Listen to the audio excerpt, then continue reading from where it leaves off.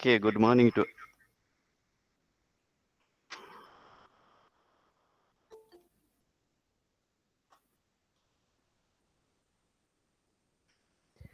okay. Okay, good morning to everyone. My voice is clear. Yes, sir. Okay, all right.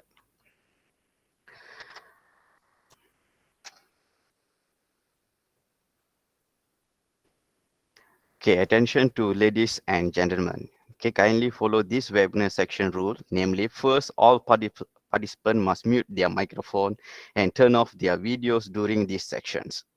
Microphone and video only can be opened during Q&A section. If let's say any participant have a questions, okay, please introduce yourself and then go to your questions. Or maybe the participant can put your question on our chat box. Okay, and then the speakers will answer on that. Third, participants are not allowed to present their screen during these sections. Number four, kindly please fill your attendance on a long link provided on the chat box. Thank you for your cooperations. Our webinar will start at 9 o'clock. Thank you. Hi sir, the form cannot be viewed. Need permission. Okay, all right. I will ask to ICBU. ICBU will check on that. Thank you. Thank you. Okay, all right.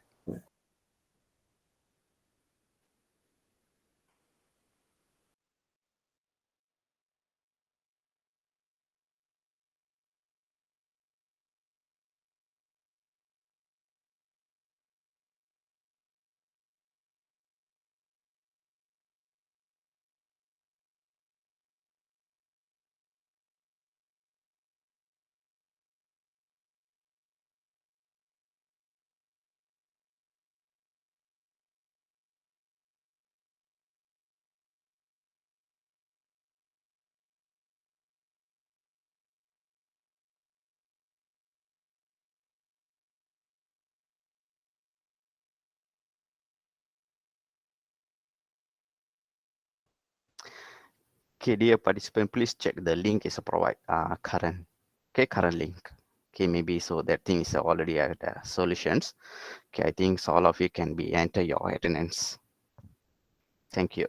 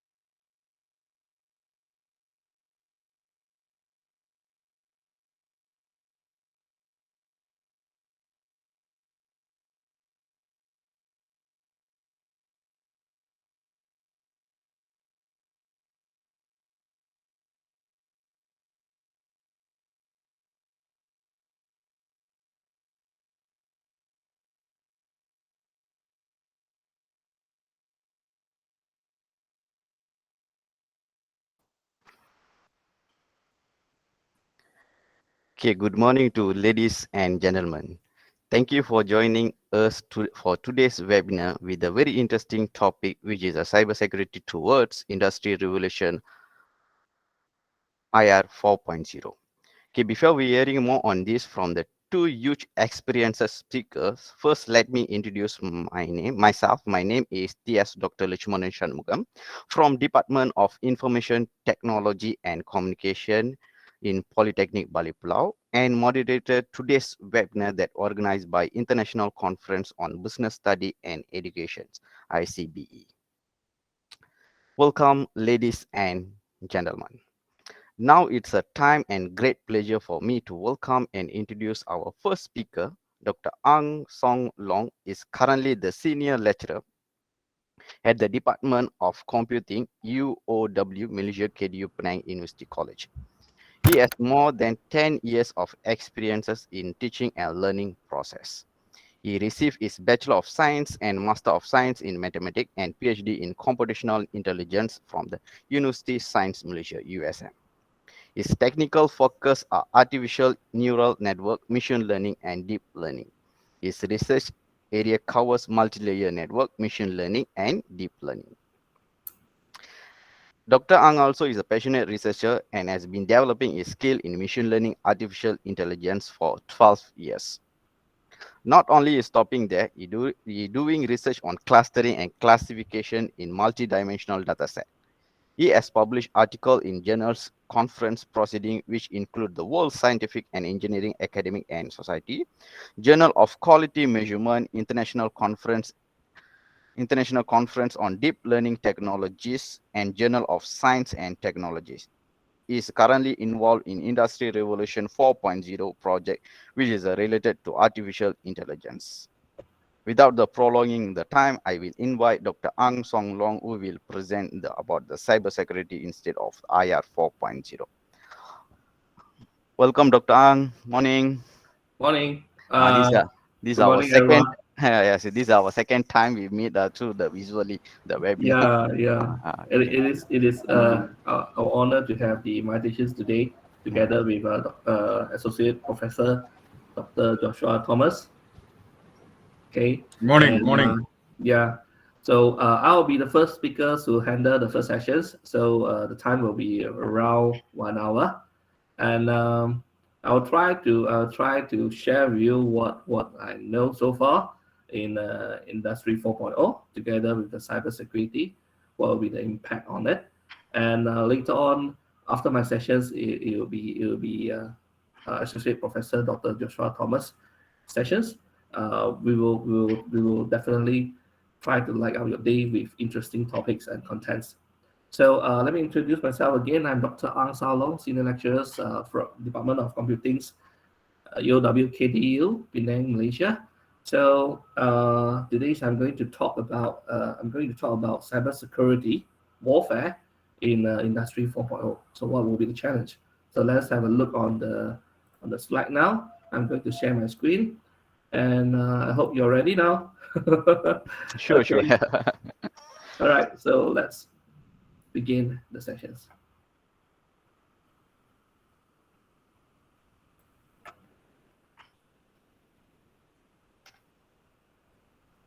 Can you see my screen clearly? Yes, clear. Nice. Thank you very much. So, okay, let's start. So what is cybersecurity? Cybersecurity is the ongoing effort to protect individuals, organizations, and governments from digital attack by protecting network systems and data from unauthorized use or harm. So when we talk about a small units, we will try to refer to individuals. For examples, today I get a card. Okay, I get a card. So maybe I try to show you a card. Okay, I have a card here. Can you see this card?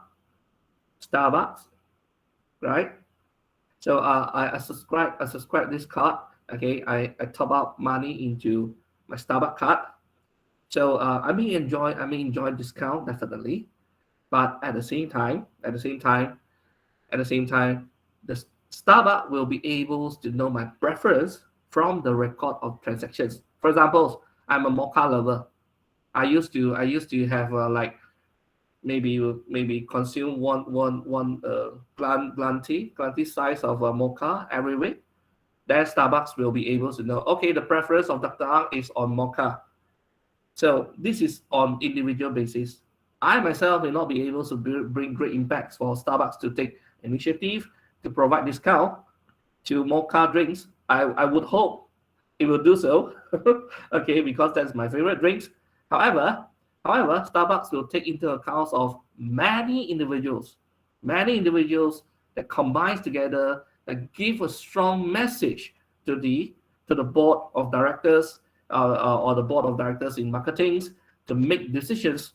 All right, we will be having 50% discount for mocha drinks only starting from next month, because we have receiving overwhelming response, and a lot of users really like, a lot of clients really enjoy drinking it.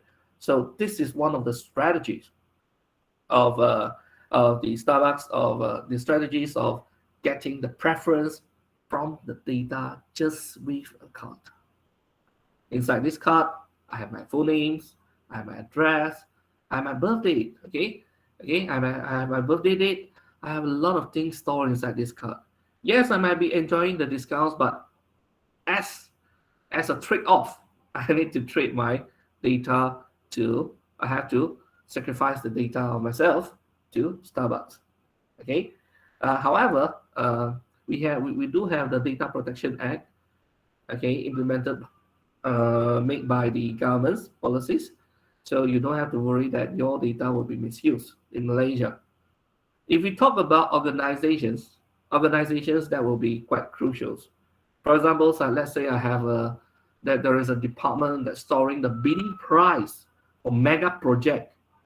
So you know that for bidding price business right now, whoever that call the lowest price for a project will be able to tender. Okay, will be able to win the tenders of a project. So if your server, if your systems, if your router, they are not equipped with extra features of security, there might be, even though it may be a very low chance, but it still can happen that the bidding price is being leaked up. So what will be the impact if the bidding price being leaked up?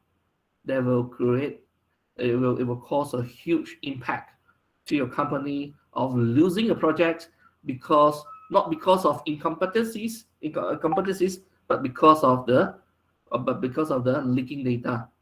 So before you get into the battlefields, you already sacrifice yourself. There's no hope at all of winning the war. Okay, so that is one of the examples that we take from organizations. However, for government sectors, try to think about our IC. Try to think about our passport, our popular passport that allowed us to go to different countries without any limitations. And we can even enjoy certain privilege in terms of visa. What if the data being leaked? It will be a disaster. So how are we going to protect this? Okay, how are we going to protect this? And today's topics, we try to narrow down the scopes, not on the individuals, not on the governments, but on the organizations, which is the IR 4.0.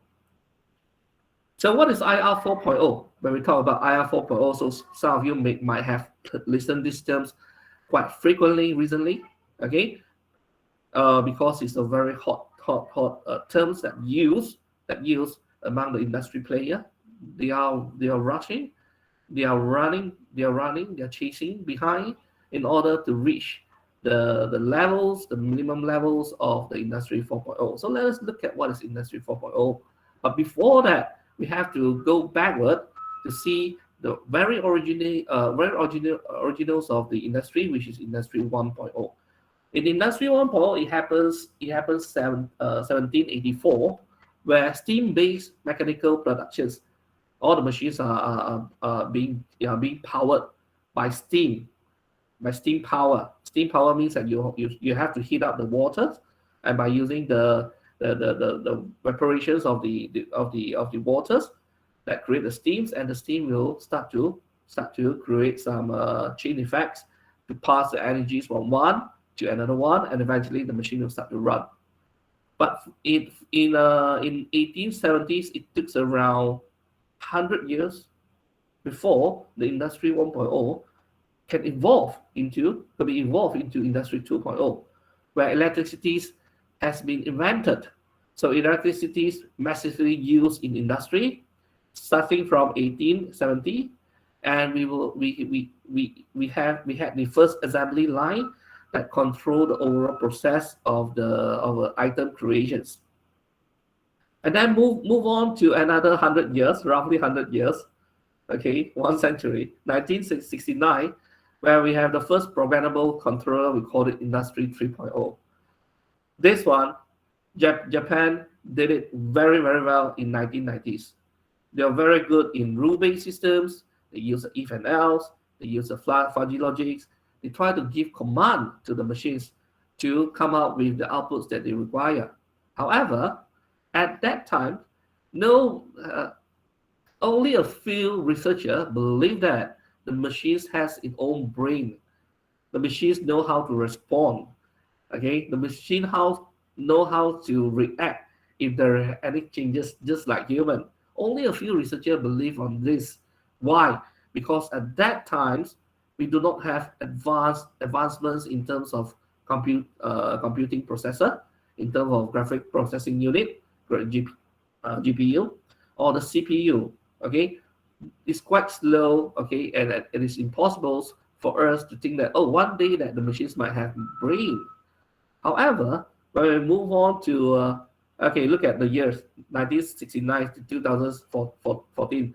This is become quicker and quicker, the revolutions, and now we are at this age. Okay, this stage where we have the Industry 4.0, ubiquitous productions and control, where we believe that we can actually integrate different programmable controller and machines to create a smart factory. And under this Industry 4.0, we aim to let the machines to be able to learn by itself, to be able to react, to be able to adapt to the changes. However, from my observations, especially in Malaysia, we are actually in between 2.0 to 3.0. And I'm not saying that we are far behind. We are far behind. Just that some of the industry they really needs a huge amount of money to evolve from electricity based to machinery based, and eventually to smart machinery based. So it has to, we have to spend a lot of money. We have to get a lot of talents in order to come up with this one. And one of the infrastructures that support the Industry 4.0, which is a 5G, is still not common in Malaysia, even though we might have in certain area in KL, but it is still not so common as compared to other countries like China, where they have the 5G. Therefore, they will be able to come out with autonomous vehicles. They are able to come out with the real-time system processing, visual inspections. They have no problem in that because the speed of internet is really fast. Imagine that if you are using an autonomous, if you're driving an autonomous vehicles and you're changing it to autopilot, but at the end of but in the middle of somewhere or not, there's a breakdown of internet line. So what happens to your autonomous vehicles? It will lose control, right? Then that will end up with accidents. So what I want to try to bring out here is we are still looking for, we're still building infrastructures that can support to Industry 4.0, and that is our aim, that is our objective. So for Industry 4.0, basically digitalization is the basis for the intelligence networking of business process, things, plants, components, and people, and it's a key to future success. This is what we call AIoT, where we combine the AI, artificial intelligence, with the Internet of Things, and everything is being controlled. Okay, it's being controlled under one device or under one platforms. So yes, and what is about security in IoT 4.0? right? So the fact is, the World Wide Web was invented in 1989. The first ever website went live in 1991. Today, there are more than 1.2 billion websites. Can you imagine that? So data volume online will be 50 times greater in 2020 than they were in 2016. A business will fall victims to a ransomware attack every 40 seconds by 2019. And this is 3 years back data. I believe that now it's getting frequent and more frequent. Okay, it's getting more frequent, increasing from every 40 seconds in 2017. Okay, the five most cyber attack industry in 2015 and to 2018 will be healthcare, manufacturing, financial services, governments, and transportations. So these are the fields that the hackers think that they might get huge profit by attacking the website. They might be able to ransom your programs. If you do not want to pay them in bitcoins, they're going to destroy. They're going to lock your files. They're going to expose some of your privacy, very private photos or private videos to the public and make you embarrassed. So these are the common techniques that used by the hackers, and they definitely count the cost before they launch the attack. They won't be launching massive attack just for fun, because they usually come with agenda. Okay, they usually come with agenda. So the manufacturing industry is now one of the most frequent hack sectors. Why? Because you know that manufacturing industry is actually the one of the booming industry. Okay, we just look at China, we just look at India's, where the productions will determine the GDP of that country. So if it is so important, that it become the targets of the hackers, because there will be a lot of potential profit that they might be able to make from these fortunes. Fortunes for them, but misfortune for us. Okay, so nearly half of all cyber attacks are committed against small businesses. They know that small businesses, they cannot afford to lose the data. Number one. Number two is they cannot afford to lose the data because they need it for the operation. That is the all of them, the assets, the most important assets for them. Losing the data means that's all. You have to have a closure immediately. Okay, so they aim for small businesses because they knew that the chances of success will be higher. But if they try to aim for Google's, then they must equip with themselves with a lot of high-end techniques, or else they will be attacked. They'll be attacked by Google's teams. Okay, so we have white hackers and we have black hackers. So the line is quite hard to determine. The white can be black, the black can be white. But however, the ethics part is the one that very hard to control. Who can decide the right one, and who can decide the wrongful actions? So that becomes a question mark. So the cybersecurity, which is a history of cyber attacks, we can have a look on here. The first worm, Morris. Okay, the worms is a kind of programs that can replicate itself many times and eventually pick up the functions of your folders, take out the size of your hard disks, or even bring damage to the systems. And it first found in 1989. In 1999 to 2000, we have the millennium problems, where the numbers changed from 19999 to 2000 millennium bugs. And one of it is the advance of viruses, Melissa, I love you. And 2005 to 2007, look at it. At that time, a lot of banks offered credit cards. At that time, we do not have e-wallet. E-wallet, yes, we may have it, but it's not commonly used. Okay, we do not have Grab Pay. We do not have Touch and Go Pay. Everyone is using credit card. Everyone is proud of having credit cards. And that is the time where the attack come in. Okay, rise in credit card cyber attack. 2007, attacks on government infrastructures of countries like Estonia, USA, and China. This is the war between different two governments that entitled to each other, and in order to launch a small scale war, they will prefer to launch a cyber attack. Okay, cyber attack. This can be disaster. Even though you might think that, oh, there is no soldiers There's no real firearm. There's no real missile fire to each other, so not. But the damage can be a big one. For example, let's say you are hacking a nuclear reactor of a country and cause the nuclear reactor leak and explode. That will cost millions of lives within that area. And that area will not be able to utilize for more than 100 years because of radioactive. So look at here, 2010, as I mentioned just now, Stuxnet attack on Iran nuclear facility. This can create World War III. Okay, this is dangerous. And for 2014, when the big data keep coming in, where we have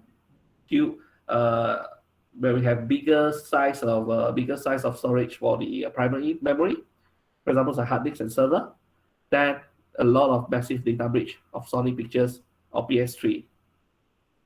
And in 2017, I think quite commonly seen the WannaCry, the largest ransomware attack.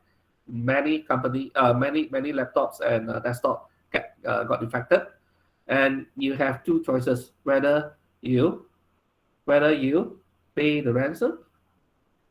Okay, if you pay the ransom, what does it mean? You bow to the hacker. If you bow to the hacker, will the hacker come for a second time? Definitely. Try. So for the WannaCry, right? Some of the experts they make a joke and say that perhaps you should soak your hard disk into water, then you can kill the WannaCry. But your data will eventually be killed in that actions. Okay. So the correct procedures of handling this ransomware attack is first of all, you have to disconnect your laptop from the internet connections. Number one. Number two is you have to remove your hard disk. Remove your hard disk from your laptop. Remove it, and move your hard disk to another PC that already move your hard disk to another PC which already installed with Windows or Linux, and then try to open your hard disk from there.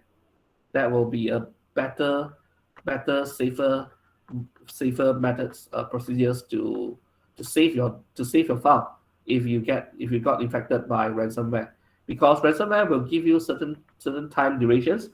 After the time durations, if you do not pay them money, so not, they will lock your file one by one.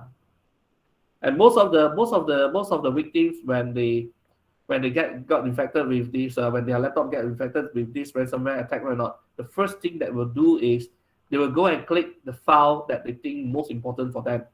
And ransomware attack is so intelligent that the first file that you click or not, it will lock the first file.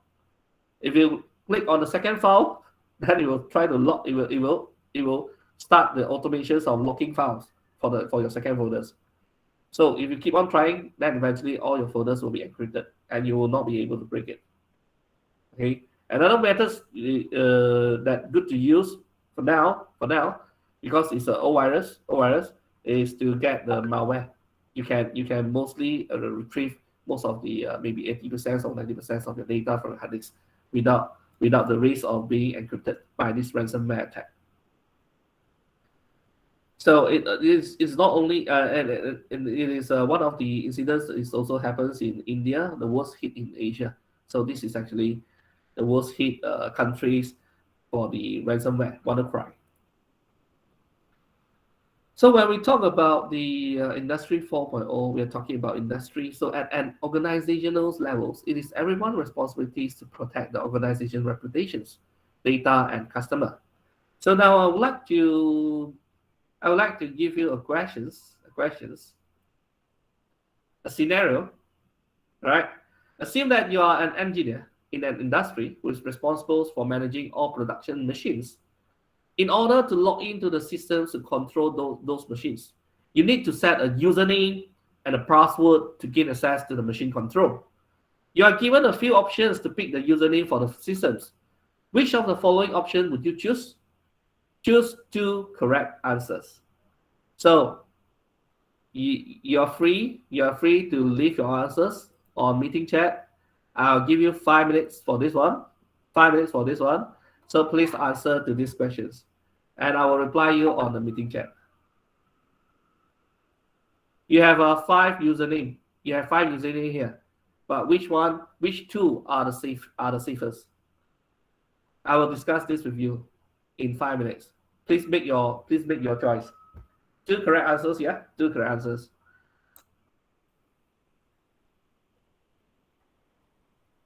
All right, we have B and D. We have B and D, all right? We have B and D, okay? B and D. So how many people support B and D answers? C and D, B and D. Muhammad Tamimi tried to answer B and D, C and D. Okay, okay. Thank you for your feedback. Well, I will give you the answers later. Okay, please spend 5 minutes. I wish to see two-way communications, okay, between the speakers and the participants, so that we can ensure that the interactions is happening. Okay, so please give your answers now, and I will tell you which two are the safest. Okay, so we have a question based on the scenario. So the participant can be state the answers. Okay, if I can be give the 2 options there. Based on the 5 options there, so you can be select the 2 answers. So you all can be put your answers in our chat box. Okay, so Dr. Ang give the 5 minutes. So and then we make a look which one is correct. Yeah, yeah.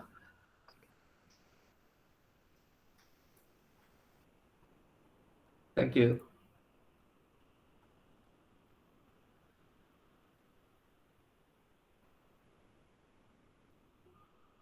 All right. We have okay, I try to make it bigger so that I can see the time at here. All right, 3 more minutes before I release the answers.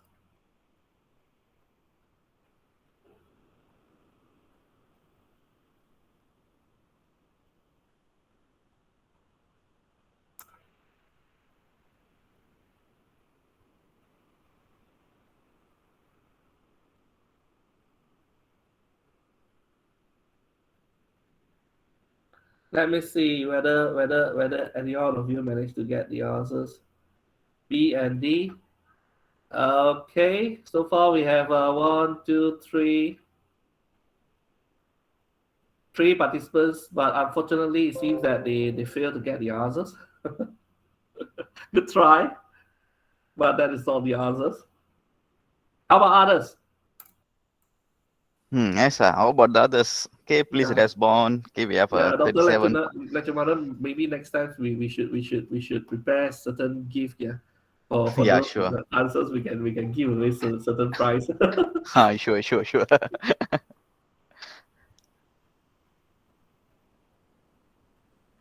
All right, 2 more minutes.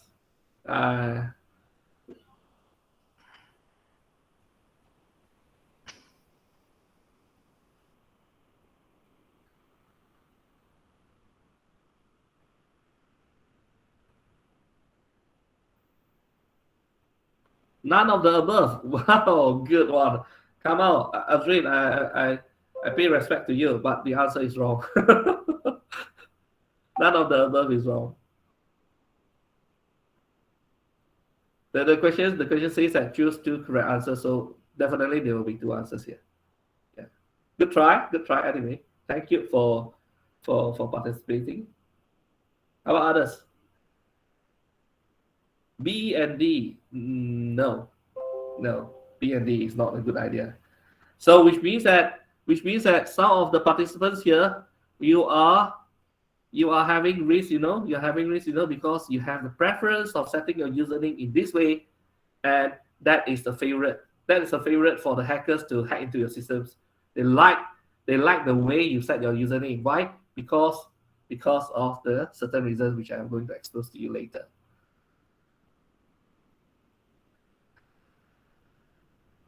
I couldn't deny that. I couldn't deny this will be the trend. If I ask my students, they will give me the same answers. Even myself, if I did not go deep into these topics, I won't be knowing that all this while I've been using a very dangerous username, and it's easier for the hackers. You're trying to tell the hackers, come please, come and get my username easily, please. You open the door for the hackers. All right, time's up. So let's look at the any other answers?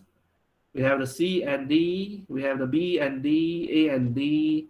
So none of you answer none of the answers correct because of this one. Okay, because of this one. So let's look at the screen again.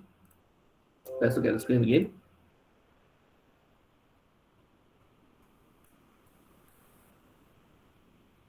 Right here. Number 1, do not use A. Do not use A. Why? Because you expose your full name. You expose your full name to any hackers that might be able to penetrate into the systems. Then the hackers not only steal your username, the hackers also know that, oh, the manager, the name of the manager is Peter Parker. Okay, this is number 1. Number 2, B. Why B is not the best answer? Yes, we have tried to cut it short. Okay, we do not expose the name, but this 2001 may refer to the year of born. The year of born for the manager, 2001. So this is not a good idea. You expose your year of birthday to the hacker. So B is not a good answer. Number 3, C is also not a good answer. You're telling the hackers that I'm working under IT department. That's why you put the .it there. So this is not a good answer. How about number 4? Number 4 is a good answer. D is a good answer. Why? P Parker 41. 41 carry no meaning at all. No meaning at all. 41. Is it 1941?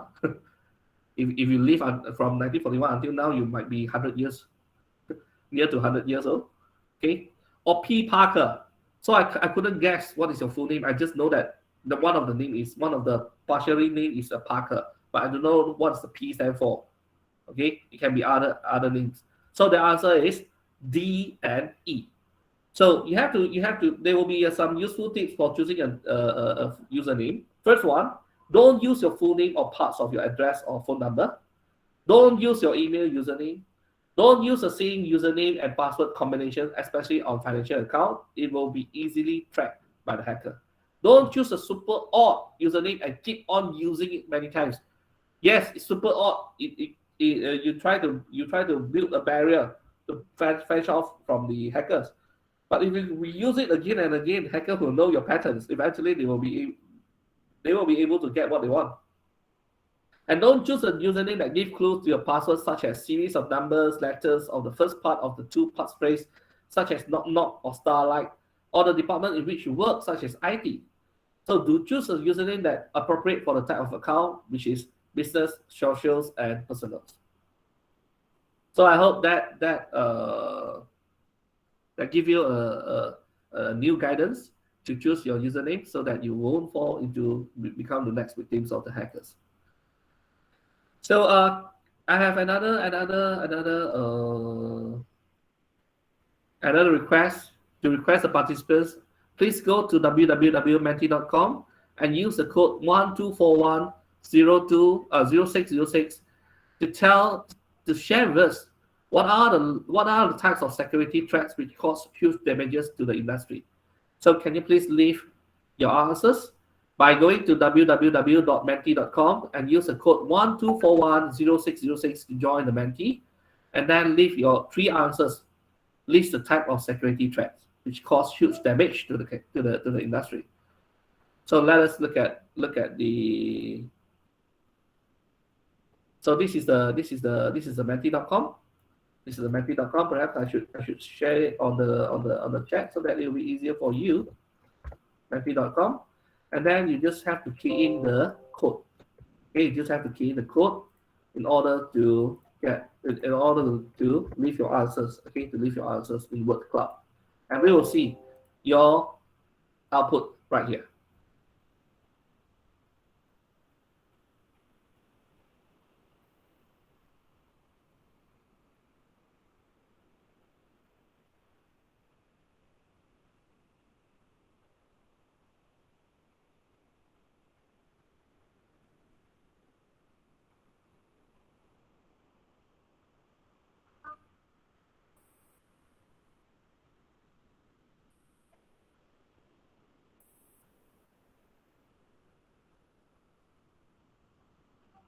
So we are still waiting for the response from the participants.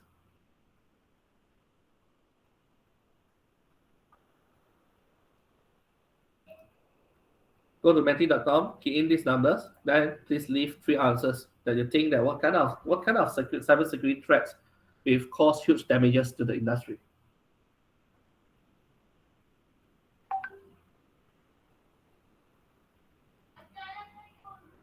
Dr. An, this Yes. cannot be accessed the minty.com with the code you provided just now. Oh, my bad. I think please use 12410606. Okay, alright. 12410606. My So, bad. 12410606. My bad. Okay. okay. So the participant can use the current code 1241G. 2410606. Yes. Yes, correct. Thank you.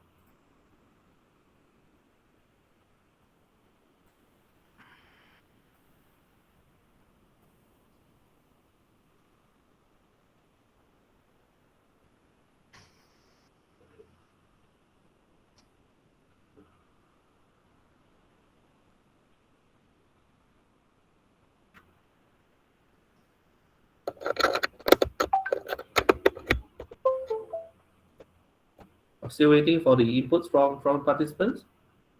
Please join us to contribute your answers. We have 4 inputs so far. Thank you.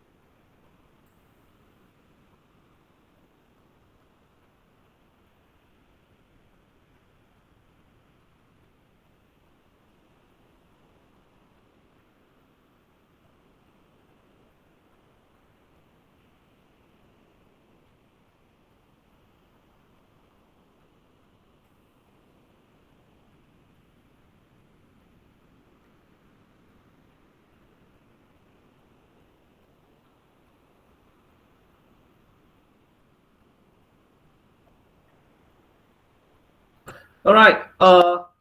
We have some inputs here. Thank you very much. So the most dangerous one will be the ransomware. You're right. Phishing is another one. Even in KDU, UW we also on and off we also receive some phishing email asking us that, oh, your system is at threat. Please change your password. Please change your password immediately to avoid any complications to use your Microsoft Outlook probably. So it looks exactly the same. Okay, it looks exactly the same like a real email, but if you look at the link they provided, it looks so suspicious. Okay, it looks suspicious. The link. Okay, and another one will be the data bypass. Yes, DDoS attack that sent by the multiple hosts to attack a website by creating a sudden traffic. Okay, malware, hacker, password attack. Yes, correct. So basically, most of you have the ideas on what kind of type of cybersecurity threats. So let us continue with our talks. Okay, let us continue with our talks. I would like to share with you the real threats. Okay, the real threats, some of the real threats here. Okay, start with the security threats. You have answered correctly. Malware, congratulations.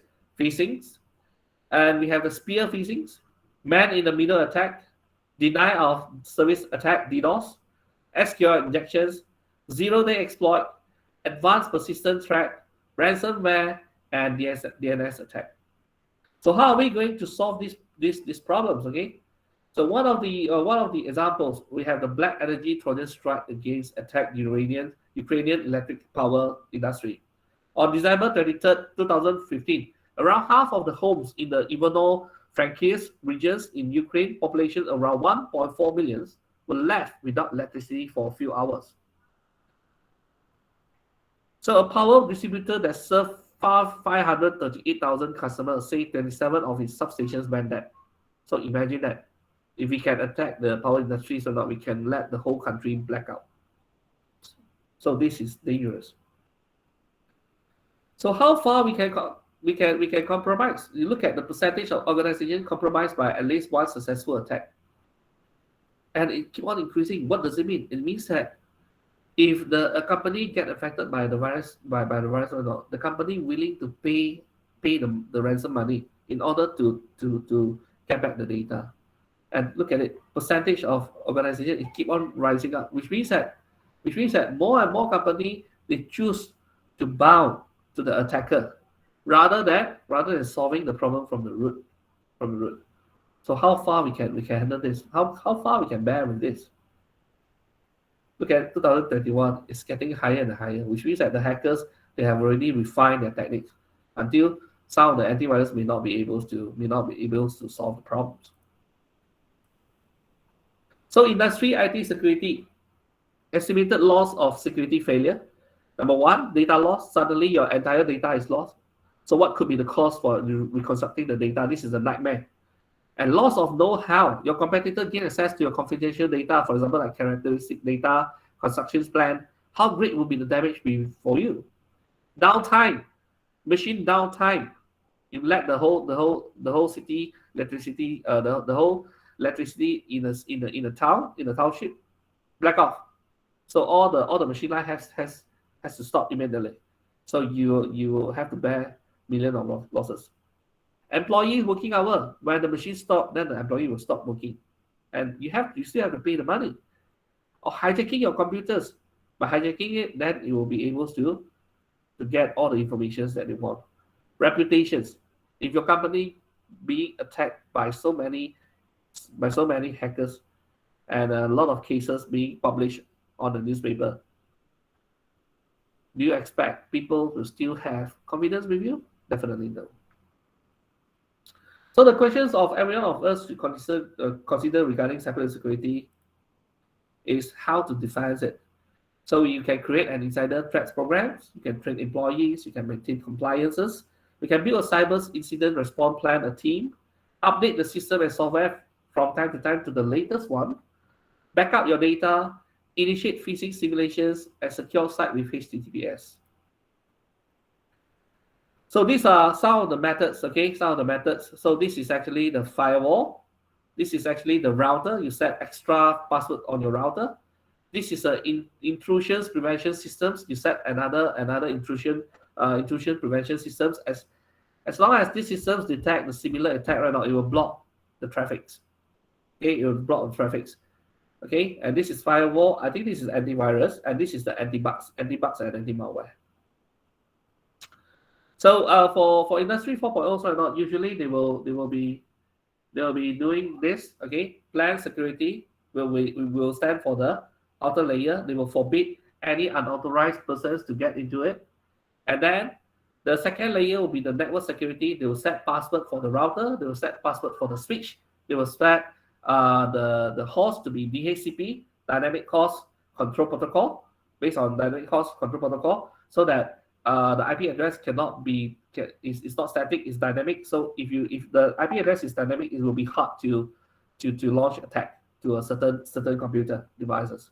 Okay, so the most interior one, the core protections will be the system integrity. If you do not if you update your system from time to time, if you have the white listings on what are the program good to be used, what are the program that should be blacklisted, and also you run the virus scan from time to time, then it will ensure that your plant will be work freely from the computer virus. So that's the end. Okay, so this is the hackers. I will find you and I will. Okay, thank you. Okay, thank you, Dr. Ang. So now we open the questions. So anyone want to ask, okay, most welcome. Okay, can by ask make sure you switch on your camera and then can be asked with Dr. Ang, or can be state your question in our chat box.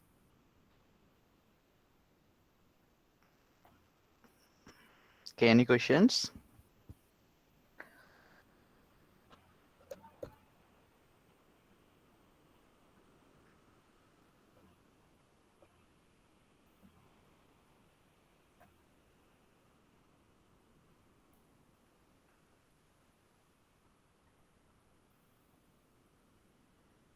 Any question from chat from other participants? Okay, for one question.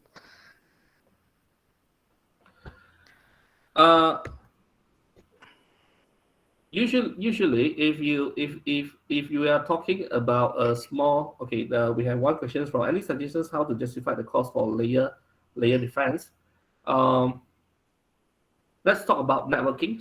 Let's say you are having you are running a small business, a very small company. You just need a small network. So you can actually build your own network systems by using routers, and also by setting the password on the routers, by setting password on the switch. And this can be done by using virtual simulations software. We call it packet tracer. You can do that. And inside the packet tracer, actually you have the cost. How much you have to pay for the routers. For example, so like let me check whether I have it.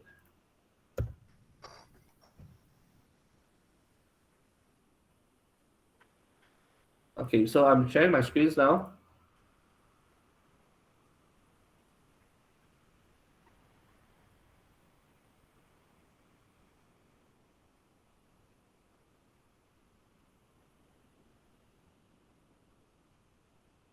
So under this okay, I need to log on. So under these packet tracers, I will be able to know the price for the routers, the price for the switch. So that depends on the size of your company, whether it's a enterprise, or whether it's just a small business company, or whether it's a huge plant. So that really depends.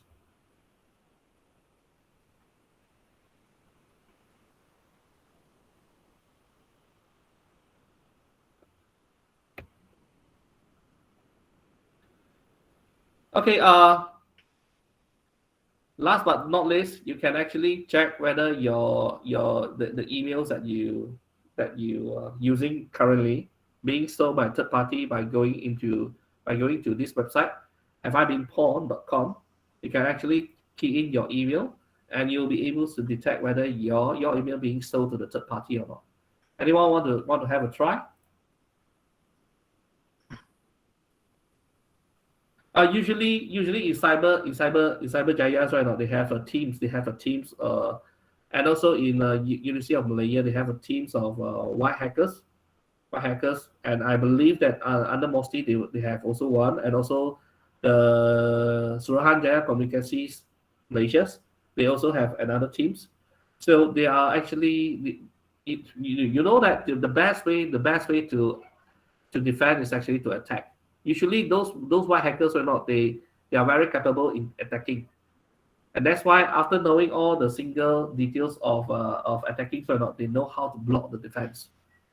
And I sincerely feel that there are a lot of things that we have to do. We have to do because there are no clear laws that you can pin down hackers. You can pin down hackers. They have to use the right laws in order to charge them, to charge those hackers in the court, and to give them the equivalence sentence that serve to their that serve to their criminals that they have done, the damage that they have done. So anyone would like to try this one, you can give me your email address. I can put it here to see whether you have your email being stolen by the third party for profit. Anyone before we end the sessions? Okay, anyone is volunteer want to give their email address, we just to check only. Okay, we just check only. So nothing for hacking purpose. Don't worry, don't worry. I will not. I will not attack your email. Don't worry.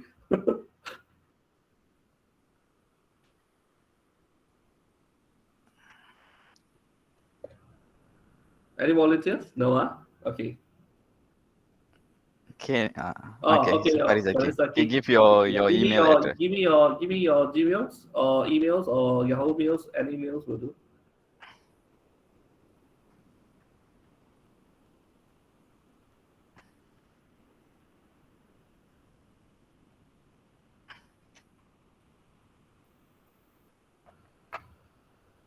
Okay. Usually Gmails will be having less risk. Okay, less risk because they have proper systems. If you are using msn.coms, then the problem will be huge. Let's see. All right. Farizaki Suhaimi, please change your password today.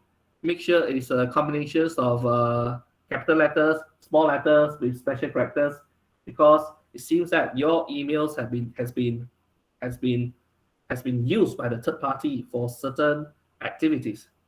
For certain activities. So I'm not going to click this one because that deals with privacy. I'm not going to click this one. All right. So which means that your emails. So it is quite common, it's quite common because we've been using Google Play Store for free, right? Right. Actually, it's not free. Why? Because you have to give your email away, right? And you may have used your emails to register yourself as a Shopee clients, or you use your Gmails to register maybe Tesco card or whatsoever. Someone has in the process, I do not know where, someone has managed to get your emails and use it for profit. So it will be good if you set your password, you reset your password.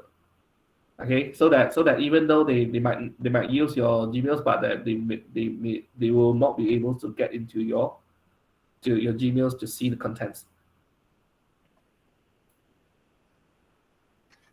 All right. Thank you, Dr. Lechumanas. I think that's the end of my sharing. I hope all of you get benefits from the sharing today, and I also learned a lot from you. Thank you very much. Okay, thank you, Dr. Ang. So I hope all of the participants enjoyed this amazing presentation. Okay, we take a photo with the Dr. Ang. So I need all the participants. Okay, please switch on your camera. We take a one or two photo with him.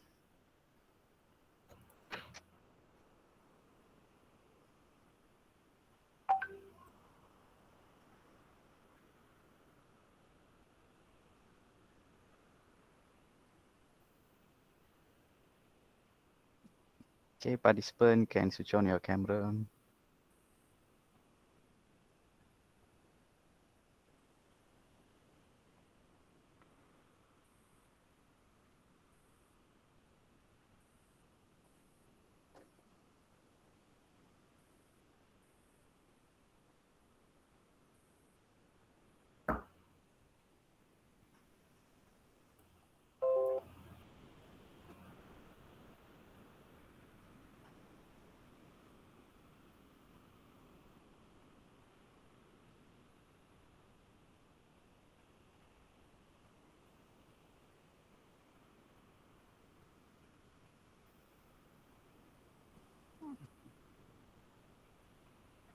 Okay, we take a photo. Okay, one. Okay, okay, one, two, three. Wait, I will store in some safe places. Okay, once again. Okay, freestyle.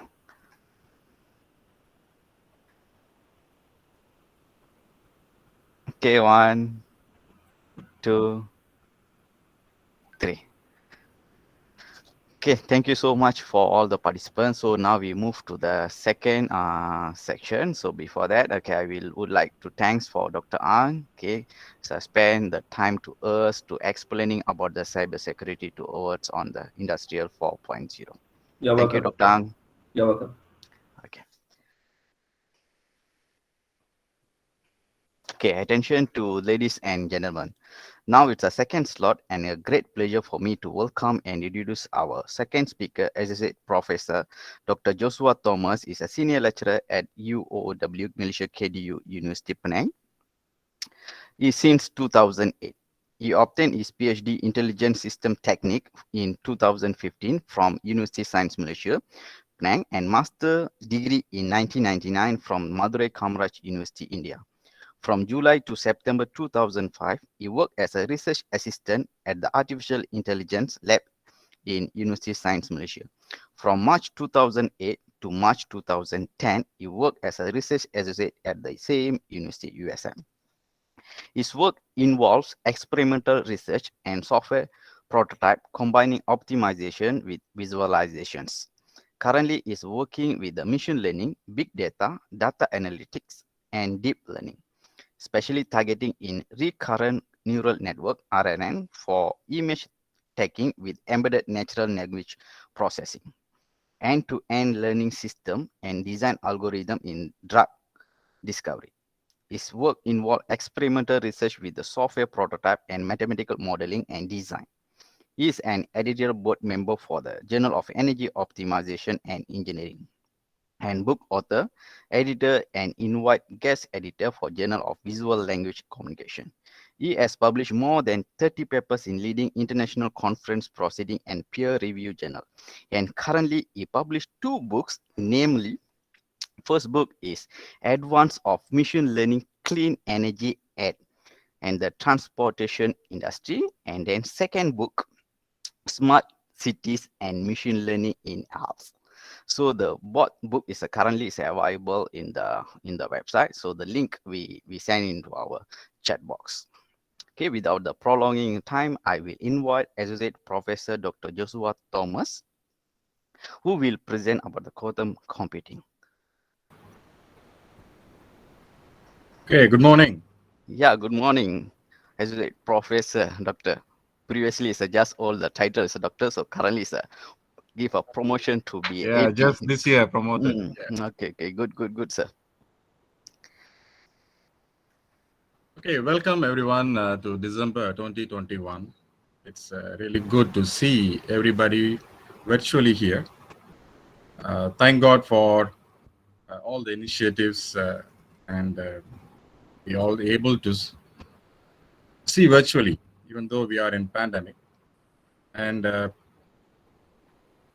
would like to bring a special thanks to ICB 2021 Organizing Committee and the team arranging for this Google Meet webinar.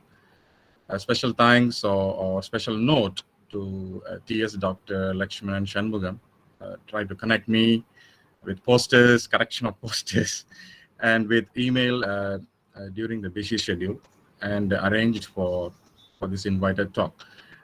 I'd like all the participants, I wish you all the best, as well as you sit back, relax, and this is going to be a slight lecture. And we need to do this because this is a new area in computing and it's very quickly and fastly emerging. I'll try to do some demos, but not much demos. It's all cloud-based demos. What I can do, I can bring in some screen captures of it. If we have time permits and if it is God willing, we may have some hands-on sessions probably arranged by Dr. Lakshman, probably next year. Okay. Let's look at the outline of my talk. It's split into 4 components. Quantum computing. We need to look at what is the background actually, and what is hardware involved. Different frameworks. We all talk about deep representation or deep neural networks. How we connect these deep neural network with quantum neural networks. That's what people are doing now. And so before we will be looking at what is quantum deep representations and quantum neural networks. So we need to define and check what is neural networks. Roughly, some of you may have heard about neural networks or artificial neural networks. They introduce here in the concept here as about quantum neural networks. Okay, and then we try to look at bridging the gap. Okay, what is DNN and QNN, and further move on to some of the works that we have done with deep neural networks, and some initial works and new initiatives that we have touched with quantum neural networks. Okay, and that is about on drug discovery, and that could be the conclusion of the talk. Okay.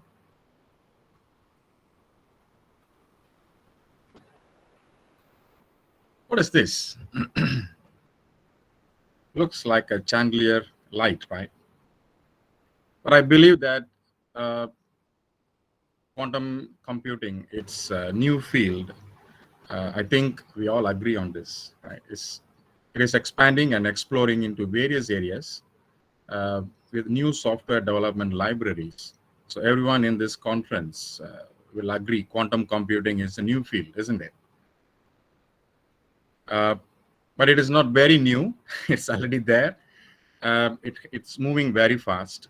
And because of this cloud computing power, we are able to access the quantum computing machines. You may not design your own or assemble your own quantum computing at home, but there are facilities available by bigger companies, provide us the functions that we are able to log into their cloud missions, cloud quantum computers directly they have built. Okay. So 2 years ago, no one knows about quantum computing. Probably no one heard about it. But now everyone, I think at least you would have heard what is quantum computing. Okay, at least the word you know that. Okay, quantum mechanics, quantum physics.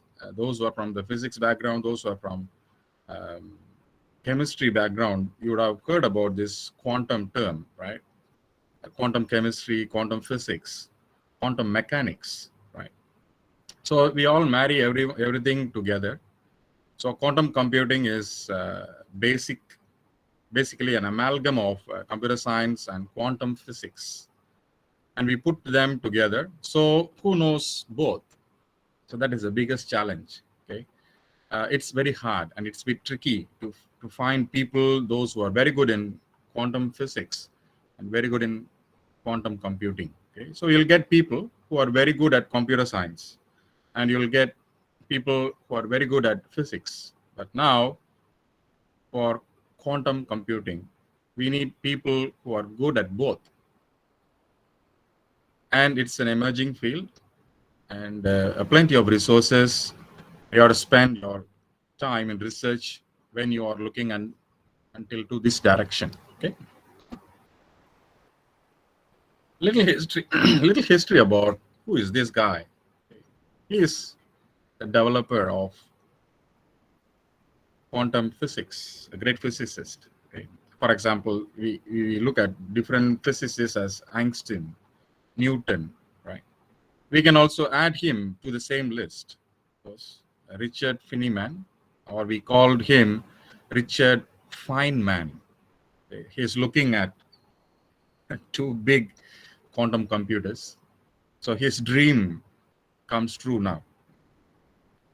So Feynman has one of the top guys suggested in Caltech in 1981 as in US. He got this idea about nature's quantum mechanical. He got this idea there. So he got the Nobel Prize for figuring out Feynman diagrams or Feynman diagrams in quantum electrodynamics. So he basically quantized the electric field, the electricity magnified field or electromagnetic field. He rewrite the Maxwell equation for a quantum form. Okay. So quantum is nothing but light, lasers. So Maxwell's equation, he rewrite that. That's what he got the Nobel Prize for that. Okay. You can find him in Wikipedia. Those who don't know about this person, he's no more, and but his work really speaks now. Okay, so now the majority knows how the quantum computer works. So the architecture. So he is the first guy who said in 1981. It's around almost 40 years, right? So quite relatively new. So even conceptually and physically possible to build a quantum computer. So now we can see from this slide, and you can also browse Google, just put quantum computer, you can find huge amount of work has been done or it's going on with big companies like Google, IBM, and other companies. In China, they have used different locations they are built. And now they are, the recent lab-based experiment goes into world-renowned scientists in China. So he used to develop higher bits. So we'll come back to that. Okay. So when you want to learn this quantum computing, we must have some roadmap. Okay. So the roadmap is here. I can share probably later on what is this roadmap. Just want to highlight this. So we just focused on only the first portion of it. Okay, what is as introductory portion, because we cannot cover everything, but this is a roadmap. So we can start with a classical computer, we go with what is quantum computers, and we slowly move on to various models and so on. So this is a roadmap. So until now it's going on. So that means when you look at this as a pictorial representation of it, we can see these can be divided into various areas and plenty of applications are supporting now. Okay. We can see some applications now. Okay. So this is about some overview about what is actually quantum computing. So let's look into some internals. So we all know classical computers. So let's actually ask some interesting questions here. Okay. So what is quantum bit? So what does these even mean? So let's try to compare to a classical bit. We all know what those are, 1 and zeros. That's a classical bit, 0 or 1. Okay? It could be always a binary, okay? 2 states or on and off. So we are now living in a binary world because of this COVID. Either we go for 0, alive, or dead, or you can go by 1 or zeros. Okay? And it is simple. You can go on and off. It's simple. So at least all sources of amazing things is all falls under zeros and ones. For example, the internet. You on the internet, off the internet. Facebook on and off. Google search on and off. But that's what classical computer is, just on and off. Okay. The device computes by manipulating these bits. We used to call AND gate, OR gate, NOT gate. So these are all the manipulations of classical computer. So a classical computer has a memory made up of bits, where each bit hold either 1 or 0. Now, when you look at qubits, what is qubits? Q-U-B-I-T. So qubit is a quantum bits, can hold a 0 or 1, or crucially a superimposition of these states.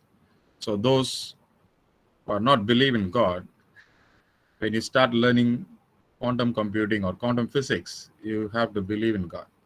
Okay. The idea is, we all know 0 or 1, but here it has a superimposition. Okay. Superimposition of these zeros and ones, crucially. For example, if storing one number task, let's say 64 bits. Then store n number of tasks, because n times of 64 bits. For example, in a qubit, it goes with, it can store twice as many of the numbers. Let's say, for example, take 3 qubits, you get a coefficient of it, 000, 001, 010, 011. So you can see those, it can support the coefficients alternatively. Okay, so this is, we consider that as a qubit, either 0 or 1, and or it could be a superimposition. So this diagram you can see here. So this diagram is of the states, either 0 or 1, or the over or superimposition of this. Okay. So now, what is quantum? What does it mean? Well, quantum mechanics is about nature. That's what I meant. I was telling those who do not believe in God, when you learn quantum physics or quantum computing, you have to believe in God, because it's about nature. Okay. Quantum mechanics, it's about nature. So whereby your quantum computing, it's about nature type of approaches. So now the reason we don't think is that because everything is C. So everybody is online here, all our laptops and everything, that we are classical. Okay? The chairs, the microphone, everything. So you do not, what we can say here is a classical stuff. Okay, so it's due to the distance we are able to scale. So we design all our senses, our hearing, our sights, our smell. So all our senses are designed to pick up classical informations and process information classically. Okay? So even though our brain neurons are not digital, right? So they are analog, spiking neurons, networks. So they are work classically in all words. But now we deal with quantum mechanics. It happens about a nanometer Armstrongs. How do we see a nanometer? We talk about nanotechnology, smallest point millimeter. How we can see this? Okay, how do we see a nanometer? We don't know anything about what's going on at that level, right? So how can we? So our senses do not pick it up. Therefore, it's a bit strange. So, however, if you build an engineering background, for example, an engineering problem, we consider an engineering problem, instruments, and observe it, looks like a classical way of quantum mechanics way. So, nanometer we are not able to identify, but it works in terms of this. Okay. So, quantum mechanics happens to be a nanometer Armstrongs. Classical we are able to identify, as I gave you a lot of examples. Even we sit in front of the machine online, so you smell, everything is on classical way of processing. Even our brain spikes neurons in terms of digital, in terms of analog. It's not even digital, but quantum, it's more than that. Okay, that's why I use the word, those who are not believing God, you can believe in God when you deal with quantum computing. Okay, so roughly you know what is classical and what is quantum now. So in the real, or in realism, this is the quantum computing conventional bits. I gave an example of 3 bits. You can see those coefficients, we call these as quantum states. And these are all the both states at the same time. 000 or 001, you can see there are a lot of some superimpositions there. Okay. And this is substantially speed up the certain applications due to the result of potential for considering multiple states at the same time. So that's what we are looking, faster, speeder processes. It can be built through this quantum bits or qubits. Okay. So while the former classical bit is exactly 0 and 1, but qubits may assume 2 basic states denoted 0i or 1i, as well as a linear combination of these. That is, we have to remember this. What is quantum states? So quantum, classical versus quantum, you have some idea now, 0 and 1. Qubit is 0 and 1 as well as the superimposition. But when you deal with states, it also have a linear combination of them. So now we know a rough idea about what is qubit. and its states. Now we looked at what are the strange states in quantum. This is really strange. That's why I always use the word believe in God. When you deal with quantum mechanics, naturally you have to believe in God. So this is how it works. But it's not imaginary. Now it's all functional. We do have hardware to work on these machines. Okay, let's look into this slide. A qubit, it could be an electron in which two different states. What are the two different states? It could be an upward spin or downward spin of an electron, or even a photon in which two different states of vertical polarization and or a horizontal polarization. So you all know the polarization. So it could be an upward spin or downward spin, or it could be even in two states, either in a vertical polarization or horizontal polarization. So now in classical computing, a bit has to be a single state, either 0 or 1. But in quantum computing, a bit could be in both states 0 and 1 simultaneously. Okay. A property that we call that as superimposition. That's the first one. Okay. Superimposition. It could be at the same time.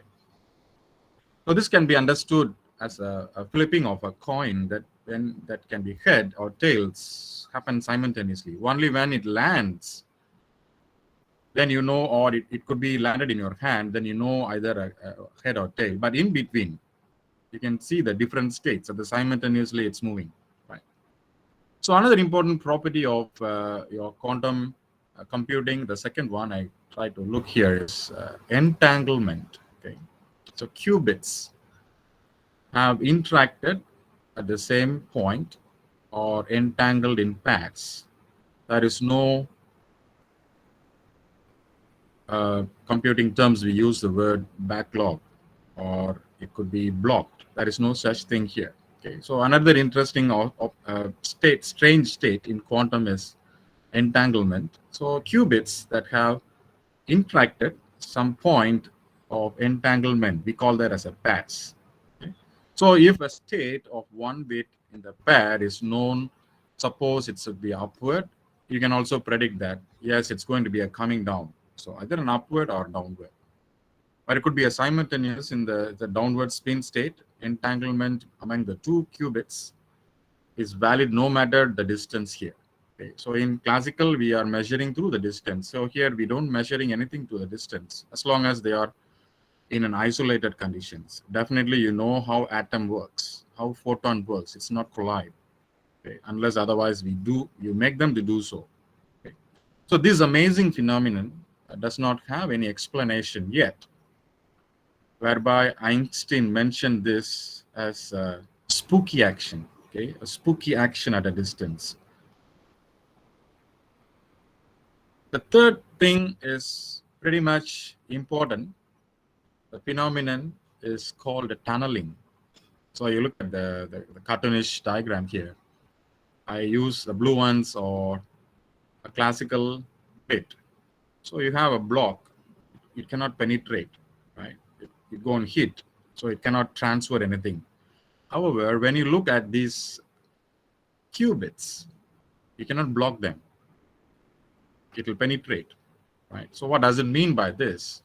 For example, it describes a phenomenon of tunneling. It has many applications here. It describes a type of radioactive decay in which nucleus emits in an alpha particle. According to quantum explanation is given by Edward Corden in 1928. Okay. So the alpha particle is confined before decay by a potential. So here in this case, for a given nuclear species, it could be a measurement of energy. So small e can be represented here as an energy. You cannot block the energy here. It's an alpha particle, and it goes average lifetime to a nucleus before it decays. It go into the tunnel, and it will be decayed. So this is, again, we looked at this as a quantum strange states. So we know what is quantum states. It's a combination, linear combination of them. But when you go for a strange states, so people like to work on strange things, not the usual things, right? We do know what is quantum states. So now research is more towards on these strange things. Okay. Now let's look at quickly. It's not imaginary anymore. We do have hardware companies support this. So here are some companies, quantum computing companies making hardware. For example, Google, who had worked on this project. So they call this as a Sigmore processor.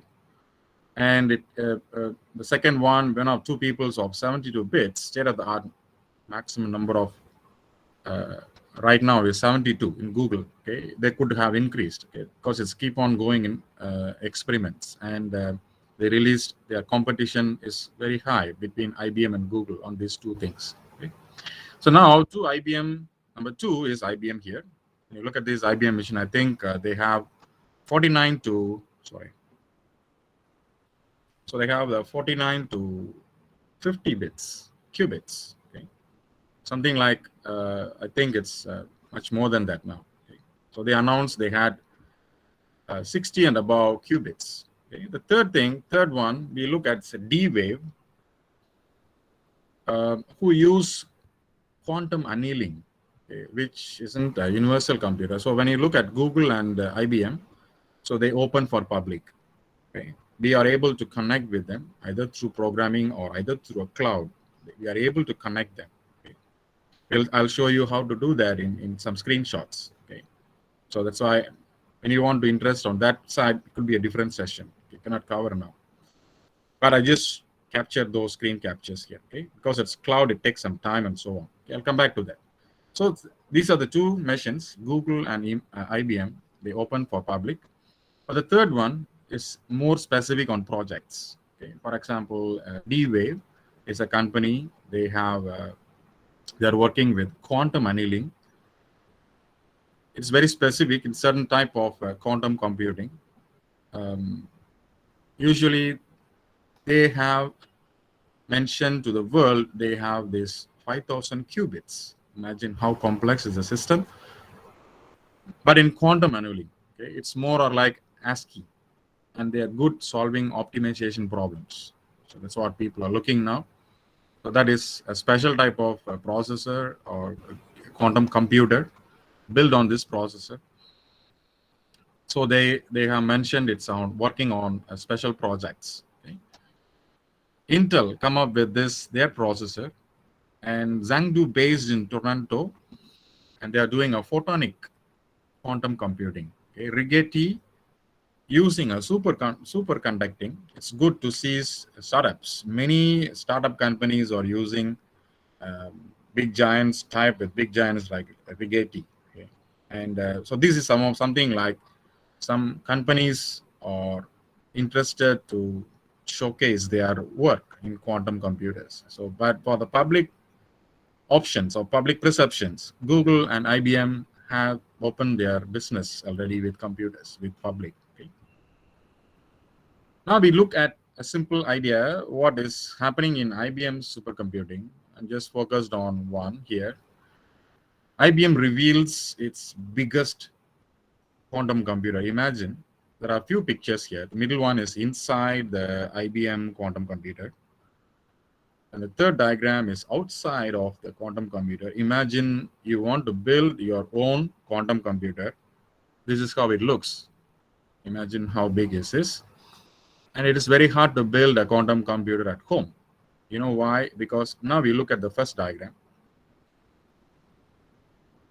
It needs 15 millikelvin, which is 100 times colder than the deep space, because it's a cryogenic system. You see the bottom one is a processor.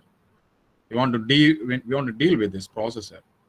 You look at those the temperature given here, 50K, 4K, 1K, 100 millikelvin, and 15 millikelvin. That's what you need to set up when you want to run a quantum computer. So it's a cryogenic system. It's deep. It's very cool. Okay. So IBM lab in research in Yorktown, New York State, they have the coldest place on Earth, 100 times colder than anywhere in the universe. So that's what the IBM computer located there. Okay. So these things can actually work. Okay. So IBM reveals their biggest quantum computer. So this was built for 53 qubits in year 2019. Okay. Now they increased to 65 qubit, and they are expecting to improve that into 129 qubits processes. Okay. So they have a timeline which is a bit weird. I want to show you some interesting point. Look at this, the IBM's timeline. Okay. So growth of quantum line, 127 qubit computer in, can you see that right? In year 2021. Then 2022 is 4433 qubits. In 2023 is 1000 over. And the path beyond 2023 is, they said they're going for 1 million qubit and beyond. Okay. So when you look at this, when you closely watch, I cannot zoom much here. Let me check. Yeah. You can see there is a person standing here, and this is a quantum computer. It's strange, isn't it? The larger system. So when we start building our own computer, in those days, we say that those who are working in floppy disk, they have a smaller floppy disk, and they have a sheet-like floppy disk, you know. Now it's going back to that side. If you really work on higher qubits, it occupies more space. The reason is it is a cryogenic system, as well as it's an effect of photonic light. Okay. So now it presumes that it's really contrast for Moore's law. Okay. So Moore's law always says that everything going to be a shrinkage of technology. So now if you go for a quantum states or quantum mechanics, quantum computing, it's again decoherence. Okay, it's not inheritance. Okay. So we'll get around second, maybe another 10 years. We may have this much or bigger. And people like us or researchers, they are really crazy people. They are going for this type of missions. Okay. And don't be surprised. So you know by now how big is the supercomputer. The supercomputer which is available, it's in terms of one full basketball court size of installations. That is the maximum, that is the biggest supercomputer we have built in by the researchers. Okay.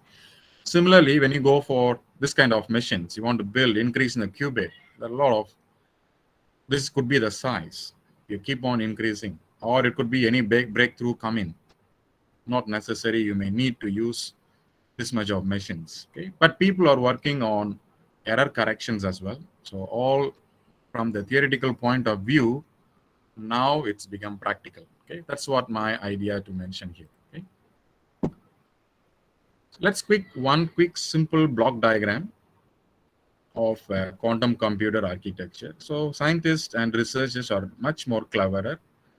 They can see that classical computer is the one that we are using, right? So in quantum computing architecture, we do use normal computer to connect to the quantum processor. Okay, it's not, we cannot throw the laptops or high-spec computers that we are using. We still need that. Okay, that's the idea here. So when you look at this, this is what a quantum architecture looks. We have a processor down there at 10 millikelvin. Okay, so this is a 10 millikelvin processor, 10 MK. And we have the control, these qubits somehow. So usually that's with the microwave plus. And I can say that interface electronics is there. And we have input, and you have an AMP system, and you may have get the results back to your classical computer. Okay? And where to keep this? So when you look at these blue color ones, and that must be the pink of interface electronics. So that could be a portion of it. So we may need to have some interface to connect to these quantum machines. Okay? And they have their own RT system controls available. And IBM of 20 qubits pump the signal back to the AMP. You can see that the arrow goes up, and through the electronics back into the classical world again. So we are all living in a classical world. We are not living in a quantum world, right? So same thing. Whatever data you want to process into the quantum machines, we can give to the quantum machines through the classical computer.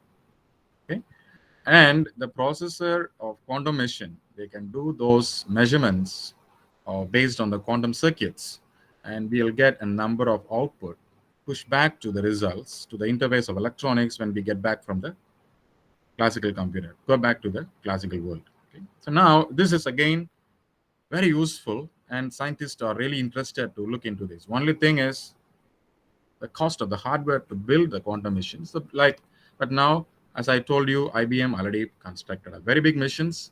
They called IBM Q or machines. They're well gated options, and so we don't have to worry about the setting of a quantum processor. We just use it. Okay, we just go and look into how to handle this. So this is the architecture side. Now, the few slides I want to show you how you reach to the machines. Okay. So first thing, we may need to log in to their IBM cloud. Okay. So this IBM cloud, they have IBM Quantum Lab. You can see that the options there, IBM Quantum Lab. And I can also say that this is for research and education tools, and they don't charge much on this for us. Okay. For certain level, this is for educational purpose. We can log in with IBM Cloud. Okay, we can do projects. Okay, so IBM Quantum Lab is there, and from the Quantum Lab we can conduct some experiments. So let's look at one experiment. We call that as a bell test example. What do you mean by bell test here? We try to demonstrate a crucial step in quantum teleoperation. So we all talk about strange states. One of the strange state is entanglement state. Both the inputs are 0, 0, how it behaves, okay, how the measurement happens. So the result of Bell state measurement is used once co-concept pressure or reconstruction, okay, or we can say the reconstruction. Okay. The result of a Bell state could be an entanglement. Again, you can see that from the bottom here. We set up a system. Middle one is the circuit design that you design for Hamiltonian circuits to show a correlation of a classical computer output. But the Bell state measurements is again a crucial step in quantum teleoperation. But we want to show that in terms of an experiment here in this quantum lab. So when you look at on the left-hand side, there are different algorithms there. Try out with some circuit examples. Okay, Gover's algorithm. So when you want to try the same type of experiment with the different methods or different algorithms, it's possible. Okay. So what does it do? We use this input quantum values of qubits 0 and 0 with a Hamiltonian circuit, hidden variable, hidden values are here, and we try to run in a quantum machine, experimented, and we can also see the plots, how the two state sharing the ends. So it's a bit weird, right? You give input 0, 0, how it's going to be shared. That's what quantum works. Okay, let's look at the next slide. You can see the Bell state measurements here, and there are some of the code I mentioned put in this side. The inputs are in a qubit, and you'll get those visualization of how the Q sphere works. You can see the middle portion. So the middle portion, it shows both the inputs are in this space. Okay. So you can see those is a circuit, and these are all the measurements that you are able to adapt. Okay. There's a portion of code that is being used. This is the superimposition position that can be shown visually. Two states are the same states here. Okay. So when you deal with this, we may need to set up or connect with a quantum machine nearer to your location. So that's what the next slide do. So I see that yesterday night I tried to connect this experiment. So it's still online. So it says IBM's Bokodo. That is a location of server. one in Manila, Philippines. This is another location. So here I can see the number of, that means people are working on this. So the process is online. So I can go and use the slide scroll bar. I can choose which process, which are the minimal total pending jobs.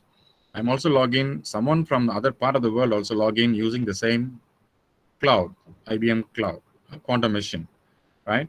So the initial stage I just choose here is there are 21, there are 61 pending jobs. So we do not know how big is the job.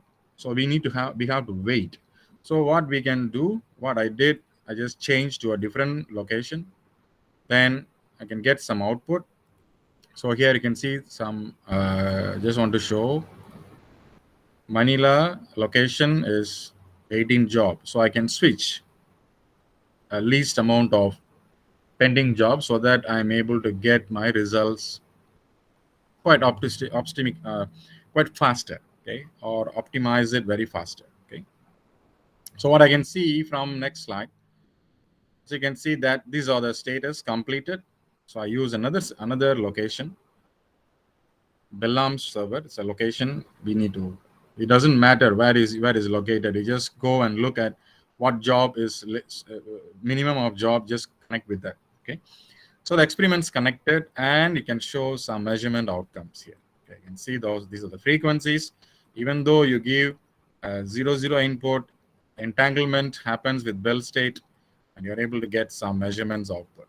Okay. So it's again you can see some range of zero split here with the values of measurement outcome, and what is the frequency they can measure until it goes beyond the range. So until that 600 of the frequency levels can stop. So that's how the maximum it can go. Okay.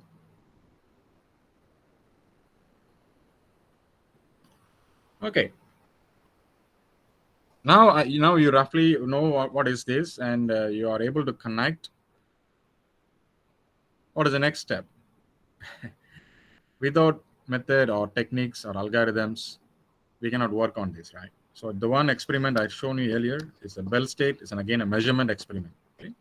Now, this slide, I'm going to give you some ideas of what are the most significant algorithms people working, and how do they optimize it, and where these algorithms are used, okay, in which applications. Okay. So here are some quantum algorithms. So a bit technical here. The variational quantum eigen vector is one of the useful quantum chemistry example, VQE. So we are also using that in our new initiatives. Okay. And if you're dealing with quantum chemistry, so the algorithm you need to adapt or you need to use, look at VQE, variational quantum eigensolver. Okay. So it's not, so the middle portion I can display that and to show some goals of this algorithm. It deals with energy. Quantum appropriate optimization algorithm deals with graph. Okay. Everything is going to be used to optimizing the problem. So you can see on our last column, what does it do, each algorithm, what is the goal of the algorithm, and what is how to optimize the problem. Third one, we do have variational autoencoder in deep learning, but here we use here as a quantum autoencoder. Okay. So designing a circuit for compressing a quantum data set. Okay. So this could be useful when you're dealing with chemistry and molecule structures here. Okay. And what does it do? To optimize, it maximizes the average fidelity, okay, bonding effects. So you still remember the terms. We need to build a quantum circuit. So this we call that the middle portion. We used to call this as a quantum circuit. This runs on the algorithm based. Okay, so this is a simple example. We give input. There is no much circuits to show here. Okay, but this is again input. In between you have a hidden layer, and you have some output. What are the measurements here? 0 or 1 could be the measurements. Okay. Same way, when you deal with quantum algorithms, so you may need to design a quantum circuit, and we all know we don't want to dwell this slide too long. So just an idea. You can refer to some papers related to this topic. So you'll get more interesting, more clear mathematical representation of physics is coming in, and the stuff is going to be a quantum science and computer science. Okay? So rough idea about this. I do look at the frameworks. So now we know IBM is there and Google is there, and other things like Microsoft is still here. Xanadu is here. So they provide us a framework for us to work on. So the previous slide, I log into the IBM domain. They provide us Qiskit. Okay, Qiskit is their domain. So we call that as IBM's Qiskit. It will directly connect to IBM quantum computer. Okay, that is an interface. This is the framework we are looking at. How to write a code? Either you use IBM Lab or IBM Quantum Lab, or even you can use, if you are very well versed in Python, or if you're comfortable with Python, you can also use Jupyter Notebook to run your programs in Qiskit. Okay, Microsoft do have providing platform to us. We can also use Microsoft platform. Xanadu, I didn't mention here. Xanadu is again a toolkit. You can use a quantum development kit. You can use it. You can install in your machines. So Qiskit is again totally a cloud. Xanadu and Sigmo processor you can also install in your machines. That means you are installing a framework, not installing quantum computer in your machines. You are installing a framework so that we are able to link to the quantum computer. Don't forget this structural diagram. You have a classical computer with you, and they provide an interface to connect with your quantum machines. Okay, that's what the framework do. So that's what the framework is doing here. Okay, and Google actually improved their programming capacity of a digital quantum computer, and they have done some experiments in quantum chemistry experiment in 2019 August 28, and they have published some papers on it. It says they have done a very good experiments with 12 hydrogen atoms, and each atom has 12 qubits, okay, representing one atom single electron. Okay. So they have done some experiments. So they released this works in a journal. So all these people working in quantum chemistry, simulation of quantum energy, quantum simulation of drug design, they are very happy in this. Okay, so they are moving towards on what Google processor is doing, and they have a platform now. So now what I'm trying to say here, we already have a framework is ready now for us to explore, for us to go and learn, for us to go and do experiments, for us to do and research on this. Okay, and we need to learn. Let's say if you want to run on the experiment, same like what you want to learn a new topic, you go and refer the books.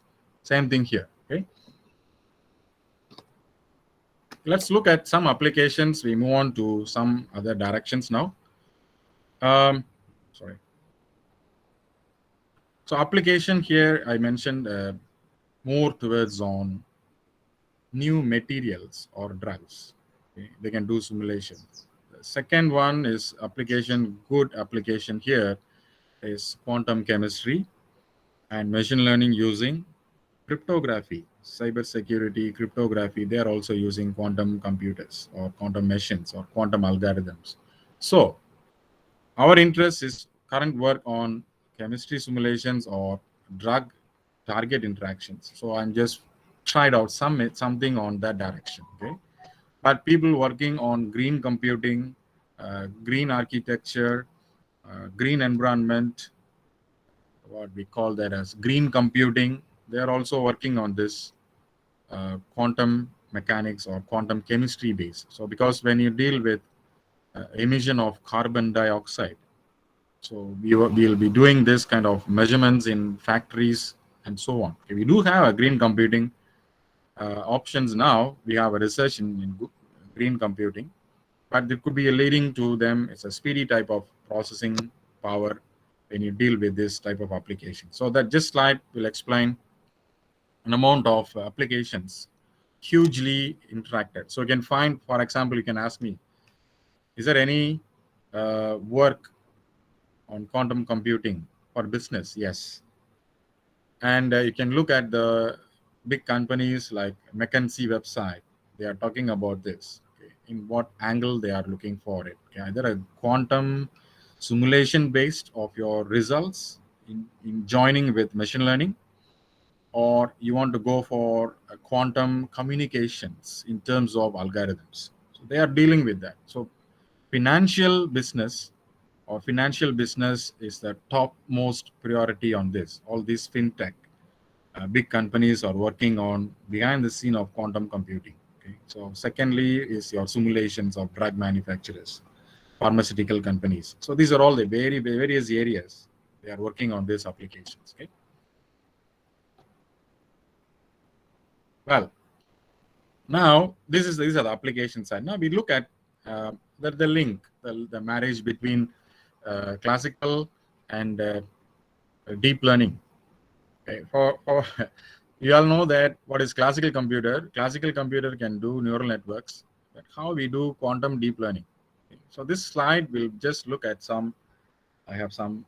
We have time here. Okay, we have some slides. Don't worry, we can proceed. Again, we are just coming to another direction of work here. Okay.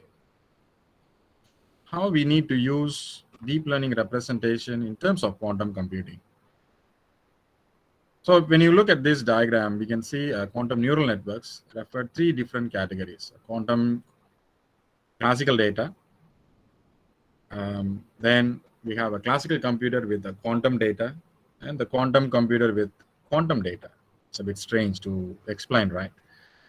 So what I mean here is, when you look at the left-hand diagram, we call this area called quantum machine learning, QML. Okay. So everyone knows about machine learning. Roughly, you know what is training, testing, what does it do by predictions, forecasting, and so on and so forth. That's what a neural network or machine learning is doing, currently in deep learning is doing, as well as the pathway to move on to this quantum machine learning. So when you deal with quantum machine learning, deep learning is a part of machine learning. So we deal with this idea, and people are working towards this direction. So roughly, we know the architecture. We are using our local machine, classical computer, and also a quantum computer. Why not we try to map that into a gap? We call that as a quantum machine learning. So the setting is slightly different. So what does it do? It do like this. Quantum neural network is training loop. Data sampling runs on quantum processor. The loss estimation will be running in your own machine, CPU, and the CPU suggested a new parameter for the quantum processor, and you repeat the steps until you complete the process. A bit different, right? So we want to train. Machine learning means you want to predict something, isn't it? So how does it happen? What is the link between this? So we have a quantum computer. Let's say you're connecting with the Google framework or IBM computer. We are connecting with the framework, and you open your laptop. You just connect it with the framework, right? You just call import file, or you just connect directly to the cloud. But I'm just put a very simple steps, 4 steps. So first step, to run an experiment, you need a data, right? Or a sampling, at least a sampling data. That sampling data must run in the quantum processing unit, QPU, because we want the speed of data to be processed in the quantum speed. Okay. Then, but when you look at those loss estimation, it can be rely only on your CPU machines. Okay.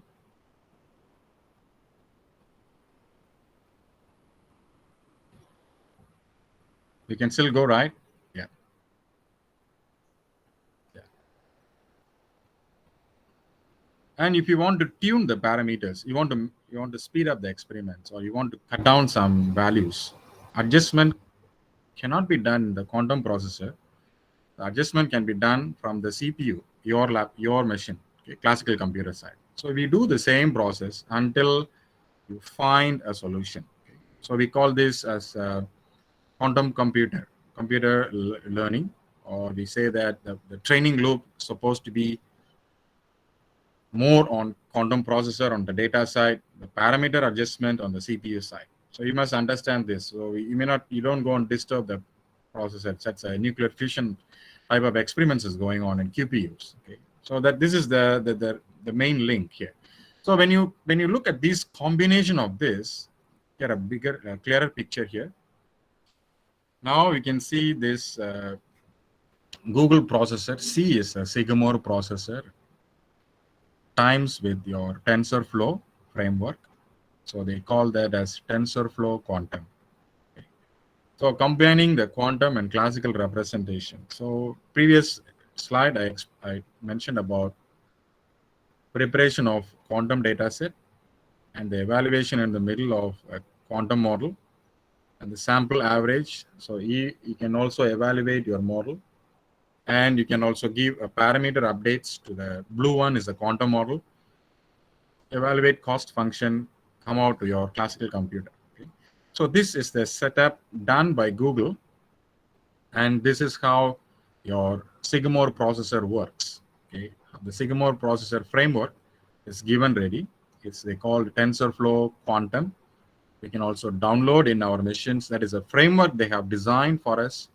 And those who are interested on TensorFlow Quantum libraries, they have provided primitives to develop models.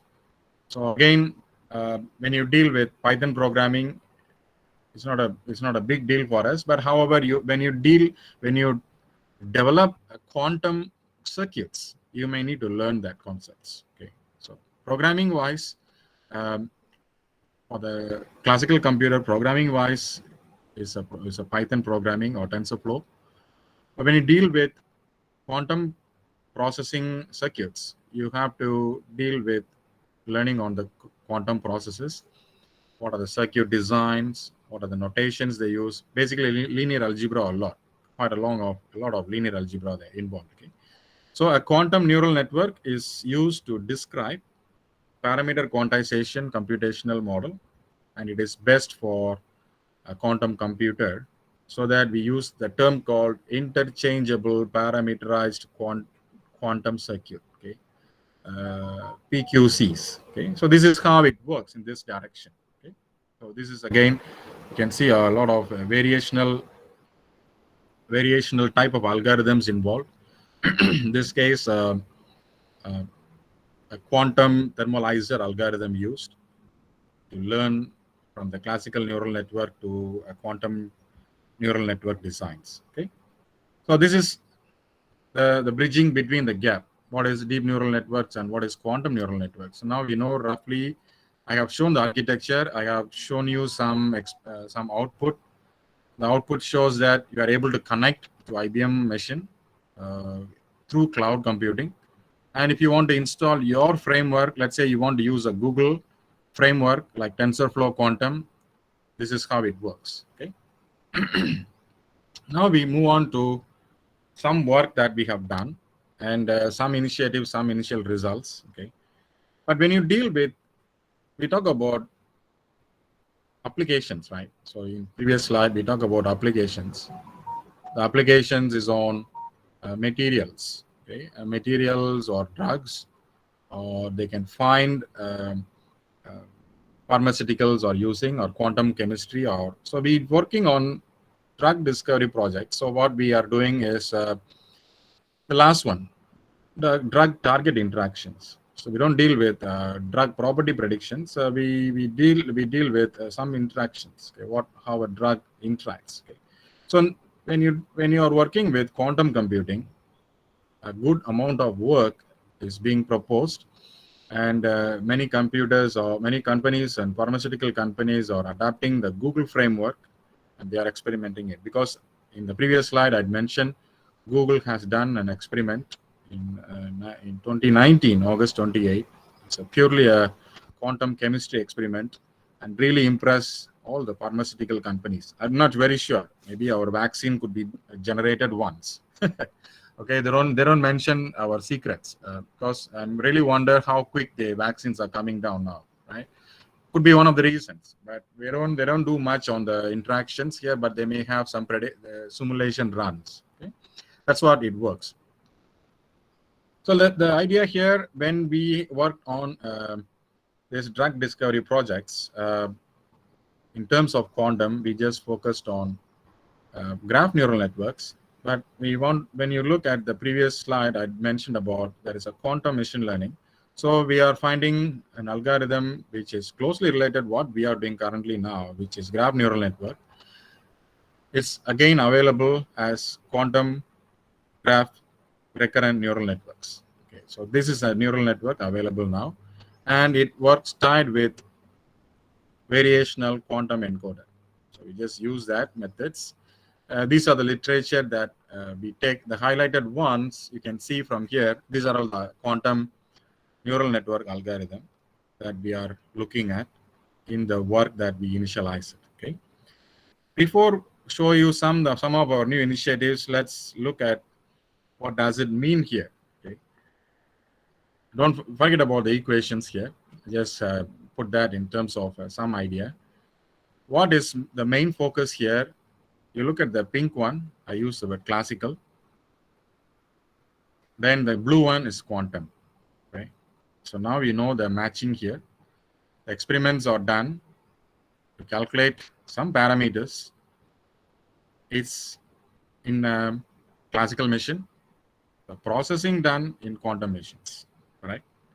So this is a literature review that we take that consideration. So you can see the first thing is we call that as a fermionic problem. What do you mean by fermionic problem? So this is a fermionic problem designed and proposed and successfully implemented by Google. Okay, so those who are using Google processor on chemistry experiments, they call their problem as fermionic problems. So we use the word the fermionic problem, and we looked at what they have done. We tried to look into some of our ideas. So this is our literature mainly. So we take an experiment of hydrogen, which is only 2 energy states.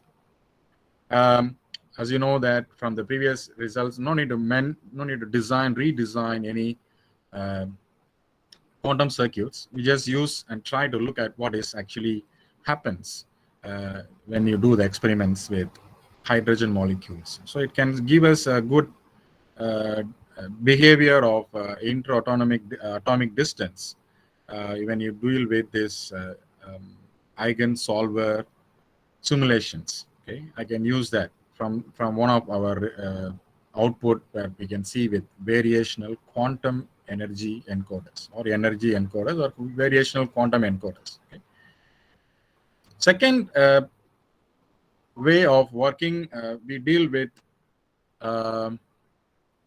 molecule GAN.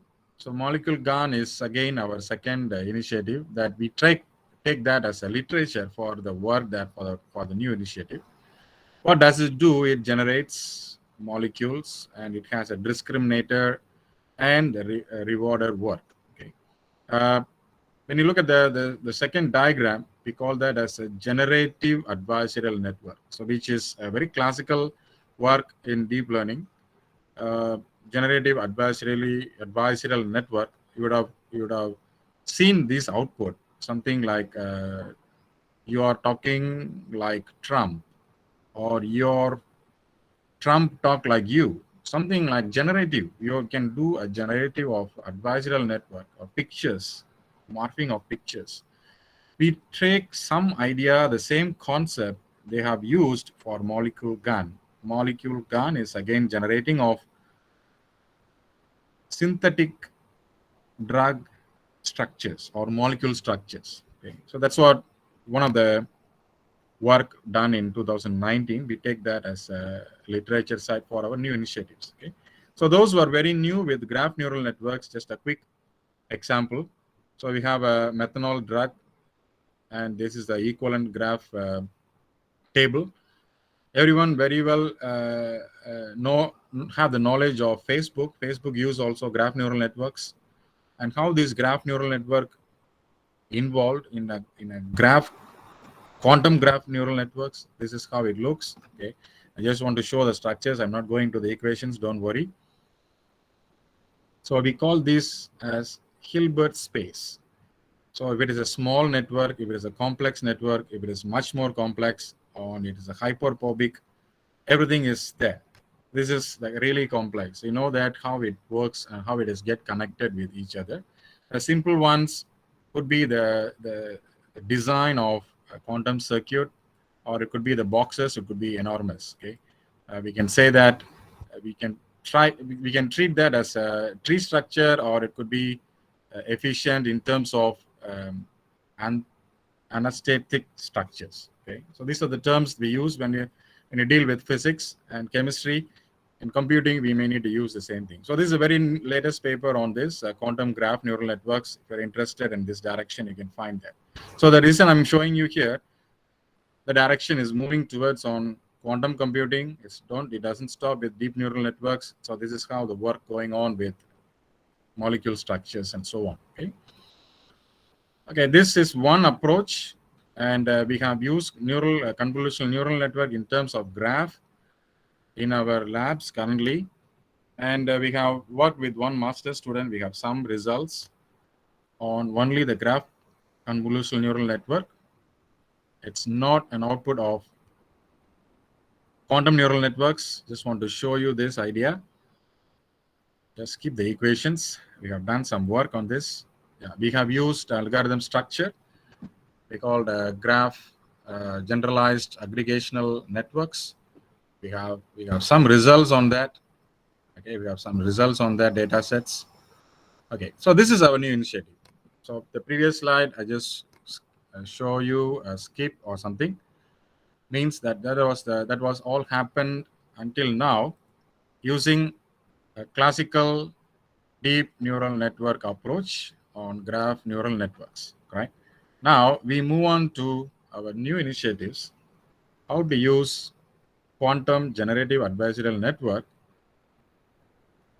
to used in drug discovery projects. Okay, so this is a new initiative. So we have a new real data. Again, literature is here. We want to find which is fake or fake data or noisy data, generate some network outputs. Okay, so here it says two subcircuits. One is a generator, or another one is a discriminator. So the generator attempts to generate synthetic quantum data. It's not actual data. It's a synthetic quantum data to match a pattern, whether it is real data, while the discriminator tries to discern a real data. Okay. For example, everyone is looking for fake images, okay, fake news. You can have a potential idea to use this type of methods. Okay. Not necessary you need to use a quantum generative adversarial network.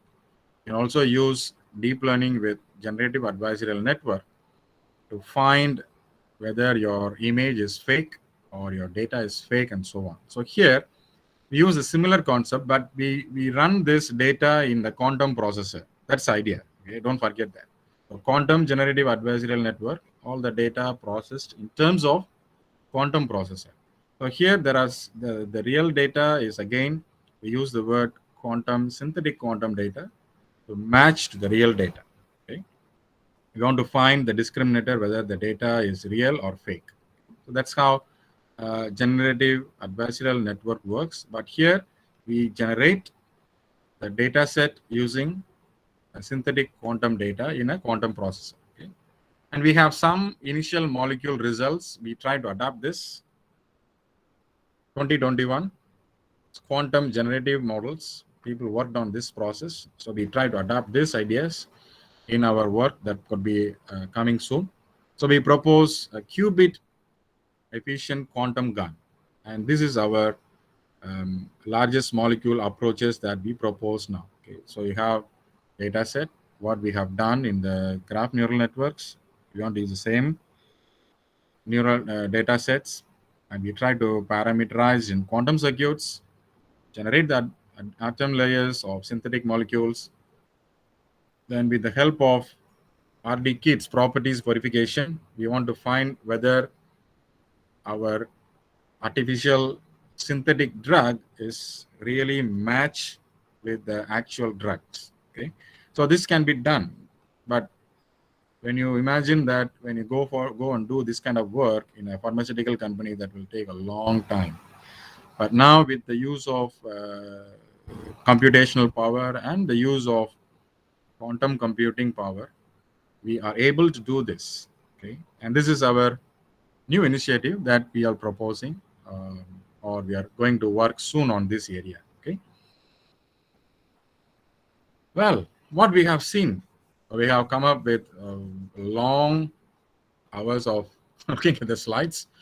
What we have seen, some updated background information I gave here, and I also updated you with some quantum computing frameworks, and we had some walkthrough on what is QML, quantum machine learning, and what is quantum neural networks, what are the representations, and why we need to look into this, and what is the gap between these two. What is deep neural network is available, and people talking about quantum neural networks and how you can map or bridge. So the bridge is quantum machine learning. So we are working on that. So in supporting of this, I also mentioned about what is GNN work, what we have done, some results, what is our initiative towards on that, what is our literature. We also use quantum variational or variational quantum encoder as our literature. And we used to take molecule GAN as one of the work people used, a researcher used for our future works. Current work also I had mentioned about, we used graph neural network approach, showcase some of the output, and we are moving towards on quantum GAN related to identify drug target interactions. Okay, so that's all from me, and thank you. And I can open the floor for questions. Okay, so thank you, Professor.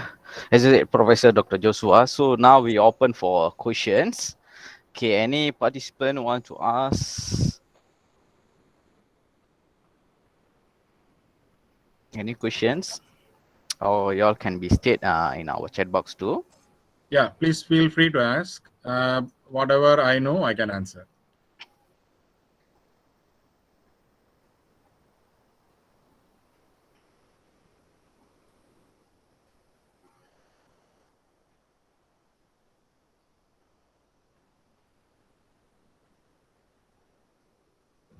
So our audience are too shy. Yeah, I gave my email ID as well. Feel free to do so. And those who are from Penang, you can reach me, but now it's lockdown, right? You can also reach me through my email ID, and you can always contact me and my colleague, Dr. Ang Solong, through emails. And I really thankful to join this ICBE, right? Sorry. This is a new initiative I just joined this year. Thanks to Dr. Lakshman. So we can still continue this kind of activities. You can ask Sure, sir. questions or anything. Yeah. Okay, so if let's say anyone asks the question, so maybe y'all can be email to the professor Dr. Joshua Thomas. Okay, by the email y'all can be refer our chat box. Okay, regarding the quantum learnings or anything about the machine learning. So anything regarding about the current books is published. So the URL also already stated in our chat box. So can be check in on that.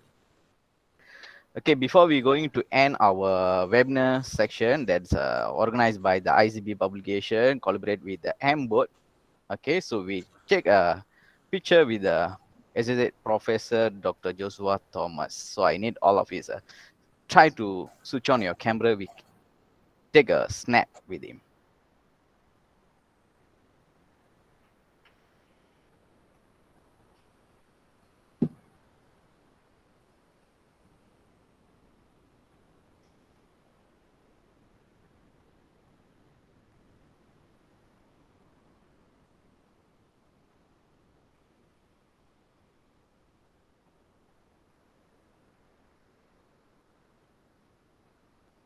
Okay, participant is, I think, is shy to switch on their camera.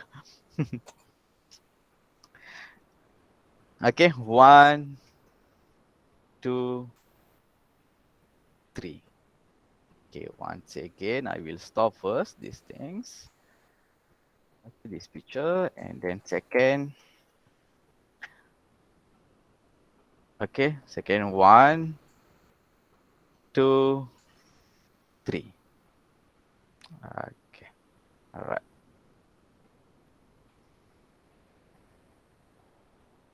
Okay, before we going to end, okay, for the certificate for the M boards, okay, certificate for the M board, you all can be referred from our website. That means the ICB publication website. Okay, so the URL I will give in our chat box. Okay, you all can be referred on that to download your certificate. So now is I think it's a certificate by online, so you all can be put your IC numbers there and then can be download your certificate. Okay, if let's say anyone is cannot be accessed or cannot be download the certificate, y'all they are give the email address, so y'all can be chat on that. Okay, so if let's say y'all couldn't download the certificate. Okay, and then once again for as I said, Professor Dr. Joshua Thomas and then Dr. Ang, okay, spend the time to us to give the explanation and then for the our enhancing our knowledge about the cybersecurity, quantum learnings, and then so on. Okay, so thank you once again, Dr. Joshua and Dr. Ang. Okay, thank you. Thank you. Thank you. Okay, right.